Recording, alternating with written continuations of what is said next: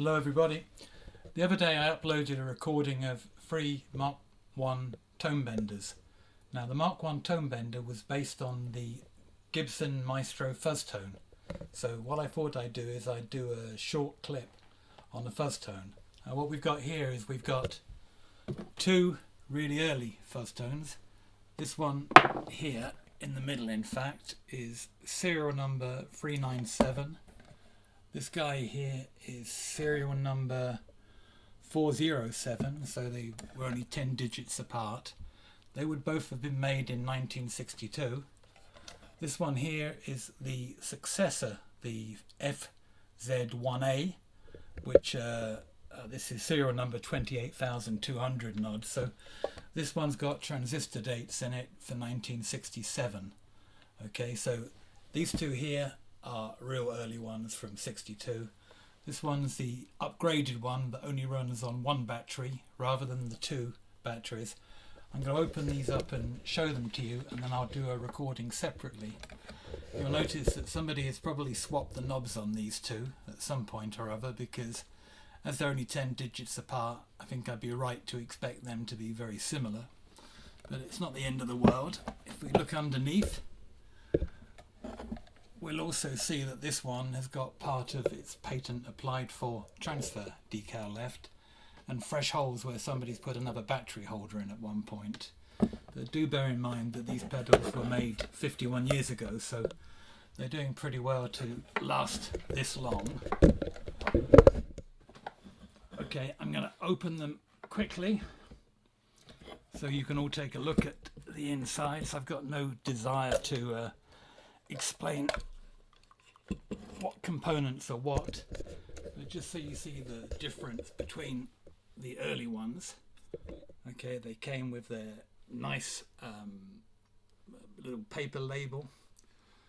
Okay, and although this one actually had Stuart Castledine repaired it for me, and he replaced one of the transistors. You can see one here is smaller than these, whereas the second one here is all original. It's got the 3 transistors in it. Most importantly, you'll notice that 2 batteries, so both of these guys are running off of 3 volts, whereas this later one here, okay, is running off of 1.5 volts, and you can see it's still got almost an identical circuit.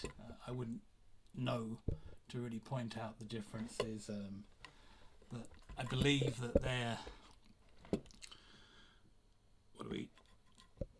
2N2614 transistors. There's 3 of them in that one, and my notes tell me that 2 are dated 7D, one's dated 6L. So let's call those a 66 and a 67 date code. I think that makes that the earliest that this particular unit could have been made would have been 1967. Okay, otherwise they're pretty similar in most departments. I'm sure people will be jumping up and down telling me they're different. My plan is to try and do a small demonstration of how these units sound compared to each other, and I want in particular to put it up against the Mk1 tone bender clip that I posted the other day. You'll notice on the early ones, well, on all of them in fact, you have an output socket on the front, which is where you plug your amplifier in, and each of them has got a lead which goes to the guitar. Now that's going to cause me a few problems here tonight. Okay, this one here, number 407, has got a straight through lead, so I can play a Strat on that. The other 2, unfortunately, have got 90-degree leads on them, which is going to make it very tricky for me to play anything with a recessed socket on it. So what I'm planning on using when I get to it will be, I'm going to have a go at a nice 1965 SG Les Paul that I've got here, okay, with humbuckers on it. Anyway, each of them, the controls are still pretty much the same from the early ones to the later ones. There's a foot switch and on-off. They look like the same component. There's a black rubber ring around them. You can see that the printing, the screen printing, no, that's not your eyes going funny. That was just a trendy form of font they were using. You can see that it's the same. Even they didn't go too far in spending extra money. They've all pretty much identical on the front, apart from the fact FZ-1, FZ-1, FZ-1A. These are both in the 3-digit range, and this is in the nudging 30,000. Okay, to preserve the battery on these, you have to turn them off on the volume switch, so you've got an on-off power switch on the volume. If you haven't got that turned on, you don't get a lot out of these things at all. And then you've got an attack knob on each, which, as I understand it, alters the bias on the transistors.